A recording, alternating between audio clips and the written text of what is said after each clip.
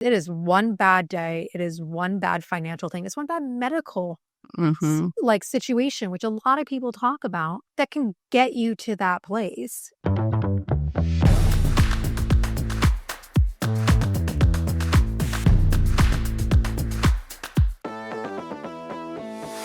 Hello, team, and welcome to Bureaucracy. I'm your host, Emily Gross, and I'm very excited because I have Lisel Petis with me, who is the Policy Director of Criminal Justice and Civil Liberties at the R Street Institute. And we're going to be talking all about Trump's relatively inflammatory comments surrounding people who are unhoused and the actual facts and statistics surrounding people who are unhoused and what actual things can be done to help that rather than just have them go away. So, Lisel, thank you so much for being here. Thanks for having me. Yeah, a fun intro. What are we drinking? I have a juicy IPA from Sierra Nevada and with an awesome R Street koozie. I drank a Sierra Nevada on my last episode. So big fan. And then I have a Florida Man Tropical Punch double IPA. This one just honestly felt to me how like I view Trump at the moment. And so it just felt right. Anyways, cheers. Cheers. It's like orangey. Oh, good. Okay. So the question I always love to ask my guests is, why should we trust what you have to say? I think this is a great question. I'll tell you, I come at it from a couple different ways. I've had experience in different parts of my life that have kind of touched both the homeless population as well as homeless policy. So I have worked in domestic violence, both as a executive director of a domestic violence and sexual violence nonprofit agency, and then also doing a Housing First program, actually way back in my, I think, 20s, helping women who were victims of domestic violence get back into housing. And domestic violence is one of the number one causes of homelessness for women and children, so huge overlap in working in that space with homelessness. But I also did 5 years on my local city council in Colorado, and during that time dealt with some homelessness policy for the first time. And then more recently, in my experience at R Street, it's actually something I've been researching for about the last year and a half. I put out a policy study recently on breaking the cycle, effectively addressing homelessness and safety. I also did a crime and safety blind spot series that also dealt with do homeless populations pose an increased risk to public safety. Also done some webinars and other things. So it's become kind of a focus of my research. But I will tell you, more than any of that, I would say a lot of the experience that we bring today is I have actually personally known several people in my life who have either struggled with homelessness or faced homelessness. And so hearing those kind of real world experiences of how they had to deal with it has really impacted and shaped my research. And then also I travel to DC very frequently. So I've seen with my own eyes what's going on in DC. It's not just kind of this idea of what's happening there. Yeah, well, very happy to have you. So very excited to have this conversation. What were you've talked about traveling DC a lot, what were your initial thoughts on Trump's comments? And for people who have not seen it, Trump has basically declared federal control over the police in DC in a bid, and has launched the National Guard in a bid to get rid of the crime and homelessness problem. With crime, talking about DC has a crime problem, a lot of cities have a crime problem. Like, that's something very much serious people should consider, right? And that is something that is being addressed. However, statistics show it is significantly down from when it spiked in 2023, and it is not nearly as like a world war of what he makes it seem in his dialogue. And talking about homelessness, he said that homeless people can't be in DC; they need to go somewhere else. No other context. That's it. What are your thoughts on that? So I love that. Yes, what are my initial thoughts? Because you kind of just nailed it. When I heard about it, my first thoughts were, and we work a lot in the criminal justice space too, so it wasn't just homelessness. It's also the response to crime, his threat to ban all no cash bail policies across the nation, which is in violation of the 10th Amendment. And there's a lot been going on the last couple of days. But my first thought was, this seems like a strange time to do it. Like, numbers just came out that crime in DC is at a 30-year low. So, a huge decrease in crime in DC. But that their homelessness rates have also gone down for the last 2 years and are lower than they've been in 2020. So, I mean, it's kind of a weird time to declare, tough on crime, tough on homelessness in DC. But then my very next question was, so what's the plan? And doing some research, the plan is just to get them far away. That is the plan. So I don't know if there's much more details to that. I even looked right before we jumped on, just in case there's something more concrete. Have not seen much. So those are my initial thoughts. You've been to DC. I'm from Chicago. I live in New York City. I am not a stranger to homelessness. I have seen it growing up the entire time. I've seen what cities look like. I've seen what some violence in cities can look like, right? I haven't been to DC in a couple of years. Is there anything going on in DC that's different from any other American city? No, it's not different. I do want to say it is fair. I mean, there is a growing homelessness issue across America. There's a growing mental health crisis across America. This is not a DC issue. It is not a liberal issue. It's in conservative cities. It's in liberal cities. I mean, it really is just a growing problem that needs to be addressed. So I get the want to address it, but the small plan that's been put out there so far certainly seems strange. And one of the things that I was actually just thinking about the other day, because one of the loosely built pieces around the plan is that there's going to be federal agents and the National Guard deployed. In fact, they already have been deployed. They are, in the yeah. DC area. FBI is walking around and yeah. Like, don't you have better shit to be doing? So last time I'm in DC, I was on the subway, and there was a gentleman who appeared to be homeless who had a mental health crisis while we were on the train. And it was nighttime. I'm not going to lie. I was scared, right? And I think every person in that car was scared. In fact, I know they were, because at the next stop, most of them left. So again, I'm not saying there's not an issue, but at no time during that did I think, wow, I really wish an FBI agent was here to help me with this problem, right? Like, that just was not it at all. What I was thinking was like, man, I wish there was crisis response here. Somebody who had a social worker background that knew how to de-escalate this gentleman who's clearly having a issue going on and could find him resources, right? That's what I was hoping for. And that's where I'm very concerned that the plan is not going. Instead, it's just going to be kind of a displace and hope it goes away plan. Yeah. So let's talk about it, because there obviously is no plan. So, which is funny, when he was campaigning, people were like, where are the plans? He's like, there's plans. And that kind of feels like this. I will just say, moving people who are unhoused to another location does not change the fact that they're unhoused, which is just probably a good baseline for people to understand. So why are people struggling so much with finding affordable housing? Why has homelessness increased? And what are some things that can be done to actually help the problem? I wish there was a really concrete, easy solution. I'd be like, let me tell you. Homelessness has been something that I think people have struggled with for a very long time. In doing my research, I think the most frustrating piece was just really the lack of solid data and statistics out there, which means that research is hard to come by too. I mean, there is research. It's just very limited.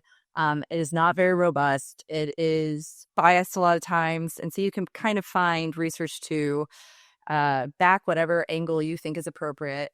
So I'm going to start there to just level set. Like, we don't have great information out there to create a solid solution. And whatever things we do, we don't generally have the data to evaluate if it's working, other than is the population going up or down? That's about it. I think the biggest issue right now, and where the conversation mostly is holding, is really about more of this visible homelessness issue. So it's not homelessness in total, which, we could get the numbers collected by the government. That includes people who are couch surfing, people who are sleeping in their cars. Like, it has a much bigger group, people who are in shelters. But the individuals that the president or other people are more concerned about are the people that they're seeing on the streets, the people who are in the encampments or sleeping in the sidewalks. And that's much more where the conversations seem to focus. And it would seem it's because people are really conflating this sense of feeling of safety versus actually being safe. So one of the things we saw in a lot of cities over the last several years is even in cities where crime was dropping quite rapidly, if homelessness was going up, people were still feeling that crime was up. So statistics say it's not, but people were feeling kind of this public disorder that made them feel unsafe. And again, like I said, I was on that subway like everybody else, and I did feel unsafe when somebody was having a mental health crisis. It's just kind of a natural reaction to feel a little bit out of control. So that's really where the conversation seems to land a lot of times. And then people really kind of break into camps. Okay, so what do you do about it? You could arrest them. You have to have a reason for arrest. It's not illegal to just be homeless. There are now laws because of a recent Supreme Court holding last summer that make it a little more likely to arrest somebody for what you would more consider just being homeless, but often they're couched in terms like public camping or loitering, things of that nature. The second would be displacement, which is literally just moving them. Doesn't help the problem, change the problem. It just moves it to a different place. And then the third one is actually helping or supporting individuals in that space. And that's where I think it gets even more nuanced into the solutions, which I'm happy to dive into. Let's do it. Let's dive into it. Please dive into the potential solutions. Well, I just want to first preface, I was talking to somebody today, and we were talking about jailing people who are homeless. And how when we talk about housing the homeless, if we're talking about jails as housing, that is the most expensive apartment complex you could ever get for doing this. And so I would say jail really fails as a housing first model just because it costs a lot. And oftentimes people are coming out worse than they even went in. So it's not a great model to go by. We've kind of talked about displacement, that just pushing the problem to another place is not helpful. And it's very surprising that when you look at like the federal government, who should be thinking about the health of the entire nation, would be thinking I can move it from one place to the next, right? Because that's still within the nation and it's not really addressing the issue. But solutions, so actually like saying, okay, let's actually address the problem. Let's actually try and figure out, how we get people out of homelessness, not just move them or put them into the most expensive apartment building called a jail. And there you kind of get another kind of divergence of theories. And one of my biggest frustrations is the two sides don't seem to be talking much, but you have a housing first model. That's a problem in our society is we got two sides and no one likes to interact. It sure is. And I think it's stronger now than quite some time in history, although I've been corrected many times that we've had these moments in the past. But but it still feels really bad. No. It does. I mean, it's really bad. It feels really bad. And let's be honest, social media did not exist back in the past and people couldn't be behind their keyboards typing away. So it is a different experience. It's a different world. Yeah. But there's the housing first model and then kind of the treatment first model. And that's really where you see kind of the camps set up. Housing first actually started under George W. Bush. So it was kind of a Republican driven initiative, which many people forget. But the thought was, if people are having crisis in their life, the best thing we can do is get into a safe place of housing so that they can figure everything out and get back on track. It has been successful in some cities, but I will also say the numbers are continuing to decline for homelessness. So it is clearly not the issue. So when we talk about cost of housing, and we are giving people at times either free or kind of scaled rent housing, it is not enough to stop the problem that we're seeing. On the other side, we're seeing treatment first models. One of the big issues there is the majority of people who are homeless, and I'm going to say that expanded group of homeless. And I like to include that because people who are living on their cars, people who are living on couches are the first to maybe have to go then live on the streets, right? So we're not stopping that issue by not also addressing that. But over half of them actually don't have substance abuse problems and don't have severe mental health issues. So if you're forcing treatment, they may not need it.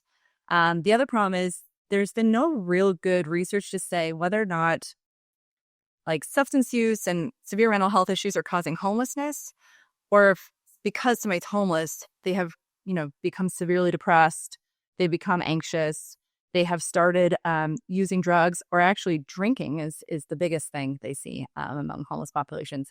So it's also kind of hard to know where's the causation one way or the other. And so when you're saying you are required to get treatment in order to get any other type of service, is kind of a barrier for some who may not have an issue, and which a lot of statistics say that's most. There is no data on the people on the streets, which I would say visibly, I think it's probably a much higher percentage. Um, but that's kind of the issue. And then you can branch even further down these lines. In that when we talk about treatment, should it be mandatory or should it be voluntary? Should it be that we're offering treatment or should it be that we're requiring treatment? And we're seeing states kind of very greatly divide on that, and not by political ideologies.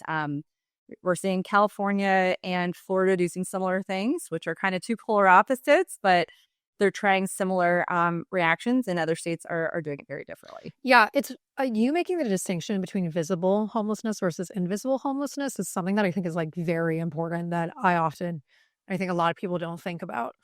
Um, and a lot of people who are on the streets, sometimes there are shelters available, and people have to recognize that shelters Mhm. are not the safest option a lot of the time. Like there are a lot of issues in the shelter system, and oftentimes people feel safer on the streets, right? So it's like this whole big problem. People are like, well, get them in a shelter. It's like, well, that's not also a long-term solution either, you know?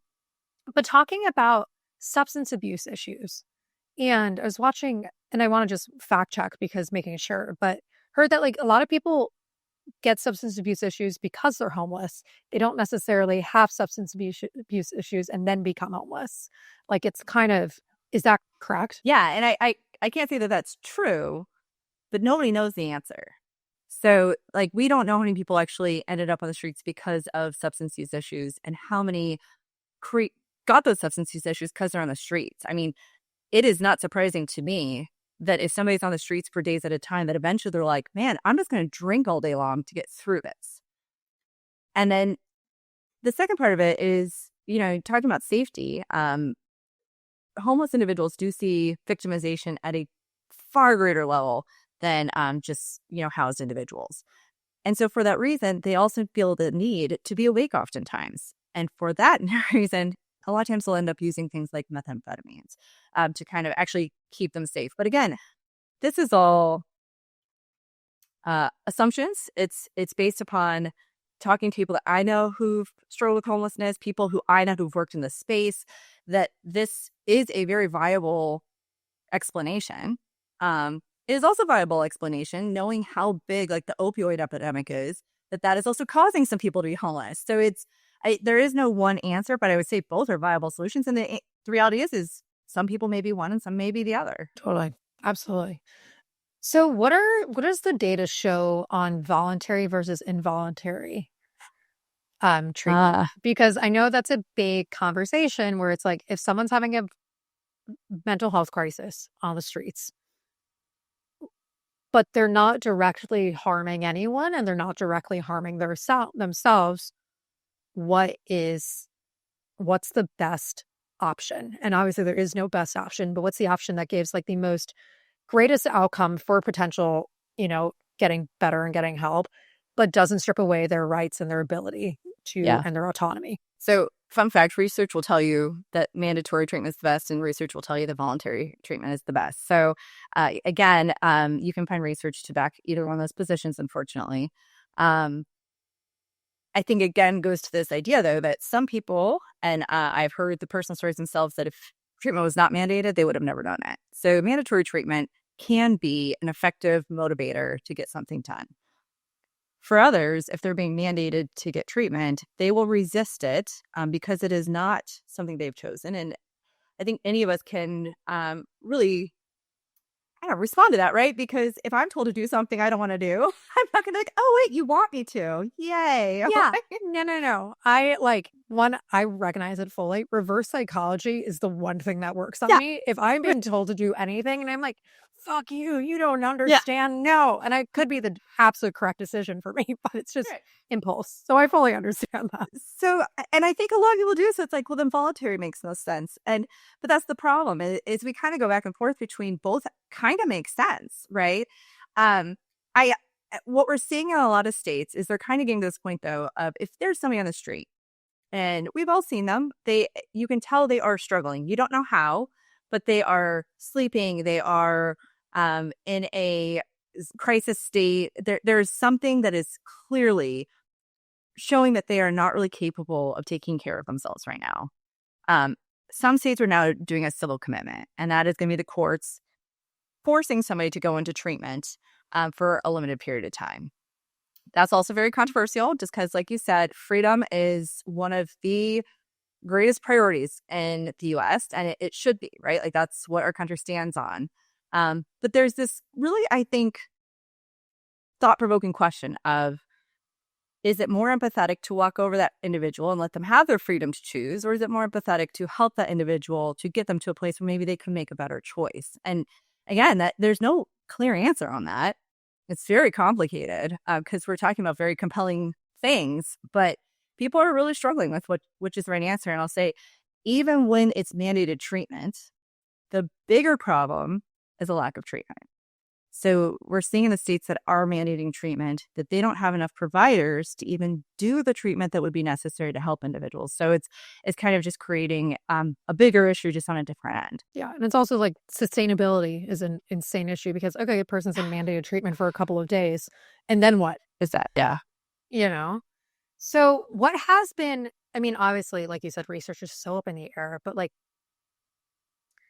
how do we kind of help now? Like, in theory, if Trump wanted to help the homeless crisis in DC, what would Mm, be some things that he should do? wow. I'm gonna, That's it. yeah, I'm like, Yes. Trump, listen to this. I know he would never like this podcast, but maybe you Tune should in listen to this now. one part. Yeah, please. Tune in now. I'm not necessarily against the idea of trying to remove homeless individuals from certain public spaces. My biggest concern is if you ever do it, you have to have services, support, and resources on the other end of it. He has made one comment that they will have a place to go and a place to live. Um, what does that mean? If you're sending them outside of the city center, how will they ever access services? If you want them to work, how are they ever going to get to a job? I mean, there's got to be a well thought out plan if you're going to remove people from where they're at to actually make sure that they can successfully re-enter society the way that you want them to, right? And this is where I'm really struggling. So to me, it's, what is the plan? And let's make sure that you actually have the capacity to fulfill it, because that's number two. And I don't think those things are true right now. I don't think there is a plan. I don't think there's the capacity to fulfill it. And what's very concerning, like I said before, is, well, I actually have met some phenomenal FBI agents, some phenomenal people in the National Guard. That's not really what they've been trained to do, right? To help find support and services for people who are facing homelessness or struggling with homelessness. And so are they really the best people to be deployed in Washington right now? Or would it make a lot more sense to find people who are social workers that can connect them with services and find a way to actually get them the help they need, depending on what it is? Because every person that they're going to come into contact with, it is not, oh, this person, every person's substance abuse issue, every person is mental health. I mean, every person is different and are going to need something different to help them. The other thing I think needs to really be addressed is whether you like or it frustrates you that individuals are homeless and in public spaces, they have made a home of sorts and they have made a community of sorts. And just pulling somebody out, oftentimes, I shouldn't say often, many times, it's grabbing all their stuff, destroying it a lot of times. It could be personal documents. It could be, things that they need to go get a job or housing. If you're getting them away from, even if it's not the best support and community, it is a community, so at least they're not isolated. You're probably going to create them to devolve into worse space, right? Like it's not going to be easier to all of a sudden get back into housing. It's going to become far harder. So again, this goes back to, what is the plan? Let's have some experts and professionals to say, if this is your charge, and we may not agree with it, but there are steps you can absolutely do to make this the least amount of harm and potentially have some success in helping people. So if he's listening, that's the message I want. Please put it out into the broadcast. It's yeah, it's so hard because it's like a lot of times also people who are struggling with addiction issues or mental health crises, they should have their own autonomy, but their brain chemistry is not making rational decisions and rational choices. So it's like, how do you weigh that? And I think it has to come down ultimately to whether or not they are a danger to others or themselves, Mhm. and that's like a very difficult decision to make, but ultimately the decision is going to be made. It should be made by someone who is adept and trained in crisis management. I do want to comment on that because you said a danger to others or themselves. And I think that is such an important piece because you don't know who's actually dangerous. Somebody could be screening stuff and be fully safe. They just have a mental health crisis going on, but they're not going to hurt anybody. But you don't know that. And one of the things that is of concern that adds more complexity to this problem is that when people feel unsafe, they also do stupid things. So if you have regular community members, I'm saying regular, housed community members, non-homeless, and they feel threatened by somebody, whether that person's actually threatening is a different question, but it does mean that there may be violence ensued. And there are statistics, and I think I mentioned this before, that homeless individuals are far more victimized than housed individuals. In fact, I think DC, it was just back in 2022 that there was a gentleman who killed 5 homeless people. And it wasn't just in DC. We've seen homeless people be murdered by housed individuals many times over. And I think it's this perception of homeless individuals being unsafe. Sometimes it's just taking advantage of people who are more vulnerable. But I mean, that really is an issue of itself, is if it's adding to this perception of danger, how are we addressing that? And that's another hard question. Yeah. I mean, it's so important because it's, like you said, all about perception. I was lucky that my mom made a really conscious effort to have me volunteer with people that were unhoused growing up. So, like, would work at a soup kitchen every Monday at my temple growing up.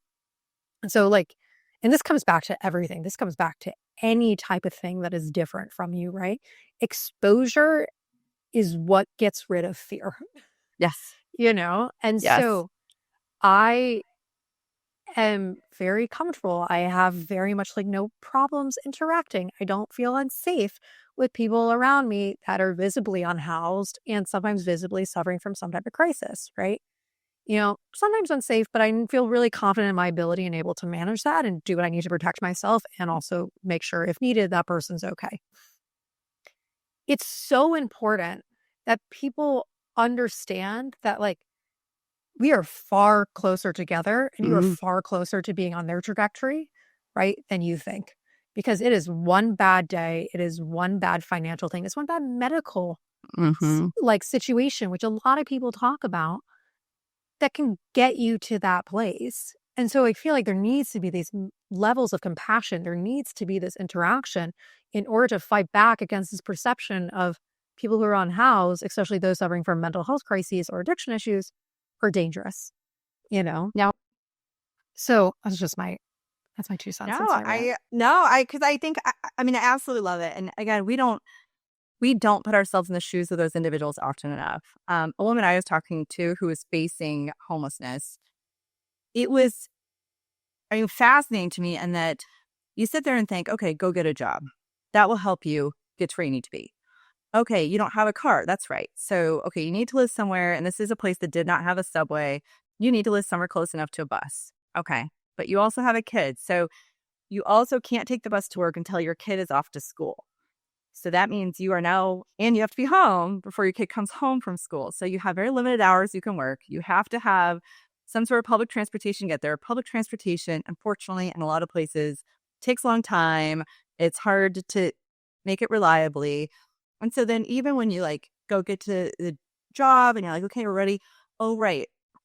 Doesn't have their identification. And now they need their birth certificate. And it's just like one issue after the other, just causing problems. I mean, it's just, you don't think about like, oh, yes, transportation and childcare and all these other pieces that are adding to those burdens. And a lot of cities don't have a good answer for that. DC is actually lucky to have public transportation, right? But that's also not available to everybody. If you can't afford it, or if you're not in a mental capacity to go get vouchers for it, I mean, there's just so many more things than just pull yourself up by the bootstraps and go get a job and stop being lazy. Like, that's just not true for most people. No. And don't even get started on the voucher system.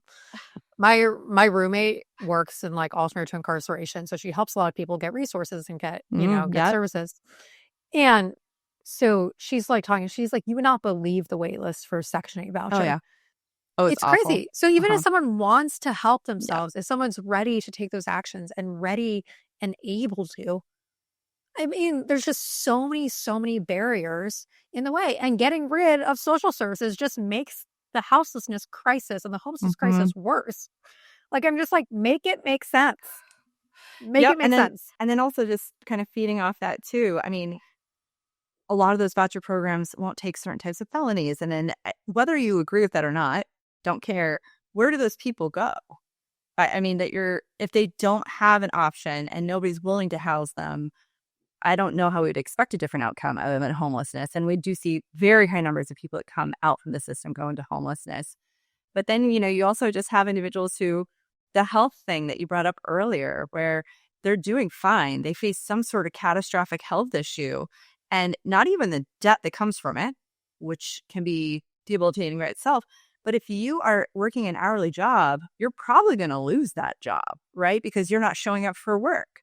And so it catapults and snowballs into ways that people don't understand that could happen to a lot of people. And I mean, I think my lucky star is every day that I have a very supportive network around me, but not everybody has that. And so, if they don't, we have to be able to realize that they're going to need something else if we want to fix the problem. Yeah, it just makes me so sad to see this record and people who are now, and it's like, one, what's going on in DC is really in my opinion, a tester to see how far they can go with taking over and of implementing military control, right? So, which is my personal opinion in thinking about that. Worries me too, just because of some of the comments made about what's going to happen in New York and Chicago and LA, places that are not under at least some sort of federal power like Washington, D.C. is, even though it has the Home Rule Act. Like, it does have a very different relationship to the federal government versus any other city. So that would be very concerning to see anything like this happen in any other city. And then it's also tied to a lot of the actions that are taking place. If you have an issue with homelessness, let's then look at Medicaid, right? And the Medicaid cuts that just happened. That's going to make it harder. If you can't work, if you are disabled, if you have a medical crisis and are unable to, you now have to go in every 6 months and prove that. Okay, well, Hmm. obviously, system and red tape and bureaucratic BS make things a lot tougher. What just happened with a big, beautiful bill being passed is going to have a drastic impact on homelessness and people's ability to thrive and survive. Like, if you have an issue with if you have a problem with homelessness, stop enacting policies that make it more likely to happen. I actually just wrote that same thing the other day, and I'll tell you, I am not a Medicaid or SNAP expert, and so I tread in that water very lightly. But that is exactly my fear, and it's something like 90 or 95% of people on Medicaid will still qualify for the exemption, but it's all this bureaucratic paperwork that they'll have to do that will likely kick them all off. And I'm hoping I'm wrong. I'm hoping that's not true. But if it is, I do get very, very nervous that we're going to see a spike in more homelessness, which we've been seeing spiking for years now.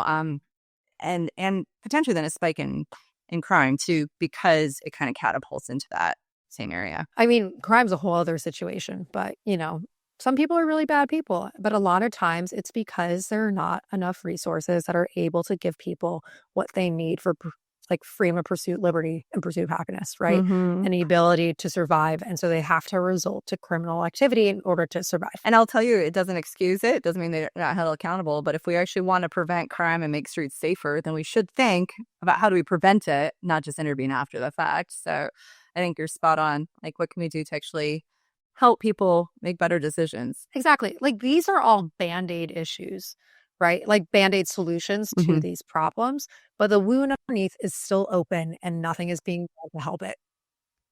I hear ya. I hear Yeah, ya. That's one of my you biggest know. my biggest issues. Yeah. All right. Well, any last comments before we wrap this up? But it's been this is one of those issues that like I care a lot about, like the dehumanization and the um concept of like disappearing people, especially those that are different from you or um Mhm. less privileged than you is like the hill that I will die on. Like, I'm like, we are not doing this crap. Okay. I think that's fair. I will say the only thing that I really hope is that more people will come together to discuss the issue, that they'll kind of get out of this camp that it has to be housing first or nothing, or it has to be treatment first or nothing, and that they actually kind of look for some pragmatic solutions that are going to help, because it is an issue. And that is the one thing I will agree with President Trump. I don't think it's different in DC than anywhere else, but it is an issue, and it is something we should be talking about, and it is something we should be finding some sort of solution for. We just need a plan, an actual plan. And not one that strips people of their, humanity, but actually provides sustainable solutions. Yes, I'm all for protecting the civil liberties, the freedoms of those Yeah. individuals, and trying to be as humane as possible. Yeah. It's important. Humanity is, we need a little bit more humanity in the way the world works right now, in my opinion. That'll be for your next podcast. Truly, truly. Civil discourse and civility, and those fun parts. Yeah, this will be a 4-hour-long podcast if I really all into it. But Lisel, thank you so much for providing context and explaining a lot of the research and, a lot of the ways that can move forward and helping to address this crisis. Absolutely. Thanks for having me. Of course. I'm your host, Emily Gross. We'll be back next week with another episode of Bureaucracy.